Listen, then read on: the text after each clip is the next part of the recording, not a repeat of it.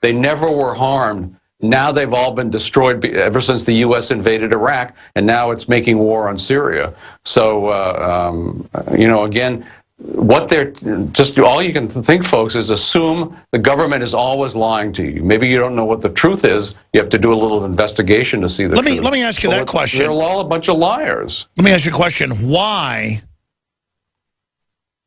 And the UN even admits this, that persecution of Christians is up everywhere, peaceful ones. Why is the U.S. government, in every case I've seen, on the side of radicals to kill Christians? Our government will bend over backwards, especially under Obama, to exterminate Christian minorities. What is going on? Well, the U.S. government, of course, hates Christianity. The government hates the idea that people are loyal to and feel themselves responsible to an entity that is God above the government. You know, they look back, I think all governments look back on, say, the ancient Egyptians, as that was the great thing, when the government actually was God. That's the way they'd like us to feel today. They're jealous of religion. They want to take over religion. And they, so no, they don't mind killing Christians. They don't mind killing Muslims. Muslims have a right to life too, by the way. It's not just Christians. Buddhists, Hindus, everybody has a right to life, no matter Jewish people. Whatever their religion, they have a right to life. They have a right not to be murdered. But the U.S. government is Murder Incorporated. It kills people all over the world. Again, vast amounts of money being made out of this. You can't believe anything they say. So when they have this new bogeyman, ISIS, you can just pretty much ignore what they have to say. You can certainly hope, pray that bad things don't happen to people in Iraq. But the U.S. government has murdered so many people in Iraq. We're really supposed to trust the U.S.? Certainly the Iraqis don't trust the U.S. Well, that's my point, is that it's just the oxymoron. It makes my head hurt when I think about it. The paradox. Our government helped create and fund these monsters to do in Syria what they're doing in Iraq. And then now we're supposed to go bomb them, but that'll be fake. They'll probably end up bombing Assad or something. It's just such. Well, they are going to, of course, they are going to attempt to overthrow Assad. That's absolutely true. You know, they're you can't. Let's mind our own business. Who put the U.S. government in charge of the world? They're not God, even though they think they're God. Well, that brings me to Ukraine. Business what's going on in other countries. Why don't they get rid of the crime in Washington, D.C.? How about stopping the militarized cops in Ferguson and all the rest of America? I noticed that some of the supplies now going to the militarized cops include bayonets. So that'll be nice. They'll be out there with a bayonet to stab you. And we're supposed to think, of course, that's much better. That's law enforcement, unlike those horrible guys, ISIS, with their knives. So concentrate on what's happening to us here at home. Stop attacking people in other countries. Mind our own business. It's quite enough to mind our own business. We know that as individuals to try to raise our families and have a job, support ourselves, not be a burden on others, take care of our retirements, support our churches, support our communities, mow the lawn. What do you think of Rand Paul's statement? I mean, obviously some of that's politics, but at the same time, it's pretty easy to say you want to bomb ISIS. They are unsavory, but I get your point. It'll only turn into something worse and more evil. It's just sick. No, I don't think bombing people is a good thing. I don't. It's murder. It's bloody mass murder. It's not. Would Christ want to bomb people? I mean, why don't we ask that question? We're talking about Christians. That's not the nonviolent way of Jesus Christ. Why don't we try to follow that? Why is killing people always supposed to be the answer to problems? Throughout human history, haven't we learned that killing people is not the answer to problems? And the idea that we should just be creating more hatred, and they're right to hate us if we're bombing their homes, bombing their businesses, Speaking of war, killing their parents. They don't like it. Sure, Lew Rockwell is our guest, Alex Jones here. In the time we've got left, I want to spend some time on your new book, but also, what about Ukraine? I mean, that's so obvious. People call me a Russian sympathizer or a traitor because I don't want to have a nuclear war with Russia. Russia's going to a first strike doctrine to mirror our policy, the U.S. government policy. Clearly, Ukraine's been overthrown by the West. Clearly, they're trying to stir stuff up with Russia. And again, I'm not lionizing Vladimir Putin. I'm simply saying anybody can look at this and see that NATO is moving troops in, doing drills, openly moving missiles up to the border. This is not Iraq that we can just kick around for 20 years. This is Russia with nuclear weapons. Haven't they learned the lesson of Hitler and Napoleon? Well, they love war. And they think, you know, there are only two really large independent countries in the world anymore. There's Russia and there's China. So both are being targeted by the U.S., which sees itself as the global hegemon. The U.S. believes it should run the world. I'm sure they believe they should run the solar system and the galaxy too. But right now they want to run the world. They want to get rid of or certainly take out Russia and China as opponents of U.S. hegemony. And yeah, the U.S. Despite the agreement that we made with Gorbachev, that when he agreed to pull his troops out of Germany and out of Eastern Europe, the U.S. agreement was we will not push the boundaries of NATO up to Russia. We won't make those kinds of aggressive moves. So, needless to say, the U.S., like every other treaty, they don't keep their word, and it's horrific what's going on. It's very scary, as you point out, potential of atomic war. Professor Bob Higgs always points out the state is the one entity actually capable of bringing to an end life on Earth. Don't worry about asteroids. It's the government that can actually bring this about.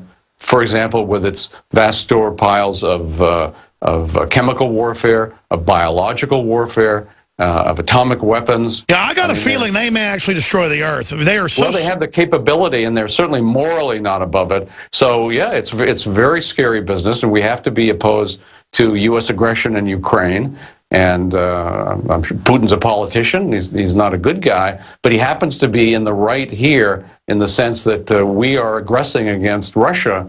Shouldn't be happening. It's very, very dangerous. Of course, China has got atomic weapons as well. These are both here are countries that came out of communism and still bad things about them. Still bad things, needless to say, about the U.S. too. But they came out of communism. People are much freer and more prosperous in those countries than they were under Khrushchev and Mao Zedong and dictators of that sort. So why are we welcoming them into the family of nations? Why are we wanting to trade with them? Why are we putting anti-free trade sanctions on them, which are acts of war? Why are we egging on Japan to attack China? There's all kinds of very terrible stuff that can have just horrific effects on the life, the lives of our children and our grandchildren if there's a lot of radiation in the atmosphere as the result of all the atomic weapons that exist in the hands of governments all over the world. So, peace is a virtue. Peace is necessary to civilization. War is the enemy of civilization. It's the enemy of freedom. It's the enemy of free enterprise. It's the enemy of everything good. So when you hear people in Washington saying, "Let's have a war," I say to them, "Hey, I'll gladly pay for you to take a rifle and go over there, buddy.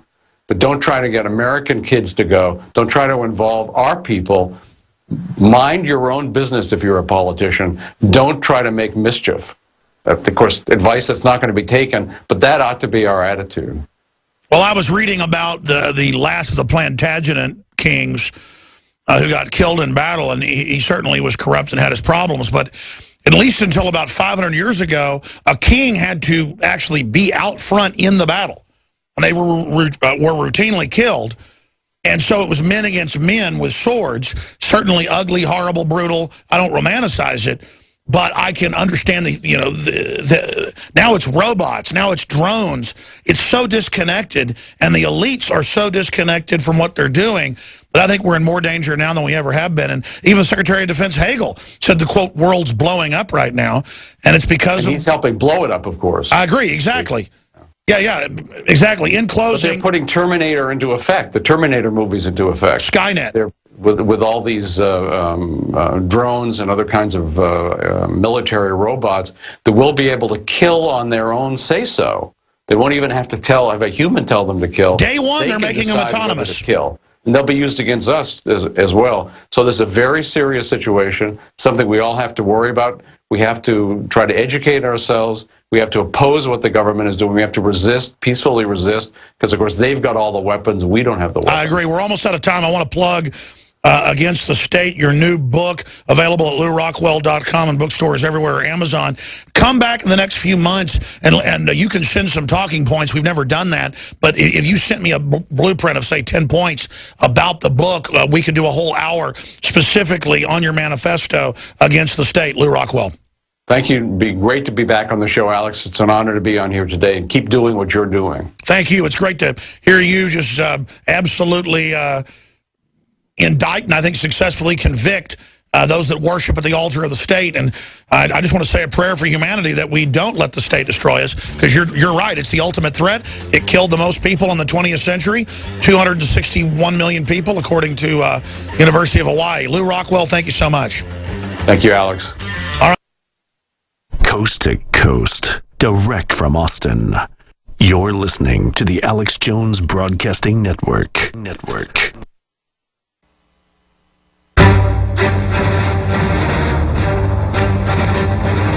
Big Brother, mainstream media, government cover-ups. You want answers? Well, so does he. He's Alex Jones on the GCN Radio Network. And now, live from Austin, Texas, Alex Jones. Final segment. Appreciate folks holding. I didn't even look at Infowars.com the last 30 minutes. I usually look at it every 5 minutes. I got busy talking to Lew Rockwell. U.S. Army report urged preparations for troops to occupy New York City, other megacities during collapse and civil unrest. And they're basically admitting that they believe that's what's coming. A pretty powerful article up on Infowars.com. There's another one dealing with the NFL, this latest choking video, where we point out they can't blame it on the Second Amendment to their dismay. Obama blatantly lies about ISIS on television. There's a lot of key stuff. Man fakes beheading video, fools global media. That's all up on prisonplanet.com and Infowars.com right now. Okay, Tom in California, thanks for holding her on the air. Yes, sir. Yes, sir. Yeah, you know, the cell phone operates on the same radio frequency spectrum as the human mind. That's according to Dr. Eldon Bird, who ran the electromagnetic program for the Marine Corps. I knew that. Yeah. The electromagnetic weapons program for the U.S. Marines. And that's not a coincidence that our cell phones operated on the same electromagnetic spectrum as our minds. And, you know, look at, they're giving babies as soon as they're born. They told me in the hospital, I can't take my baby out of the hospital. I've had a falling out with one of these globalists. I've had my life threatened. I had somebody come up to me in Ventura, California, telling me, look, they can give you a carcinogen. I now have blood in my urine. I have a leaking gas tank. My brother and I both had a falling out with this individual. We both were putting gang-stalking programs. I'm 11 Telstar on YouTube. But anyway, but despite all this, and I can't mention any names specifically because they'll just kill me. But the point of it is, I had my baby in the hospital. As soon as he was born, they want to give him a hearing test. He can't say he can hear. He can't say anything. They said, oh, we just got to hook up this computer to his mind, put these earphones on, and just run some frequencies through his head and everything. And I said... And even if they're not bad, it's that they can put Trojan horse stuff on everything. And there's a DARPA program admitting they use cell phone frequencies to, quote, calm the public during civil emergencies. That was in the Baltimore Sun like 15 years ago. And it's just incredible. I appreciate your call. Interesting. Brett in California. Go ahead. Thanks for holding. Hey, Alex. Thanks for taking my call. I really appreciate everything you do. Don't thank me, brother. I appreciate you putting up with me. Go ahead. Okay. All right. My name's Brett. I'm 27 years old, and I was actually one of those college graduates that Mr. Rockwell was talking about. I graduated with a worthless degree that didn't take me anywhere. Ended up in a corporation. I excelled really hard at the corporation, moved up the ladder very quickly, but found myself kind of compartmentalized with the learned helplessness all around me, selling products that I just could not stand behind anymore. Anyways, after working like 70, 80 hours a week, making salary that could not keep up with the hours, I committed to using marijuana at night to relax, and whenever I left the corporate world, I actually started growing marijuana. So what happened? And so anyways, I wanted to call because I didn't necessarily agree with your point on weaponized marijuana.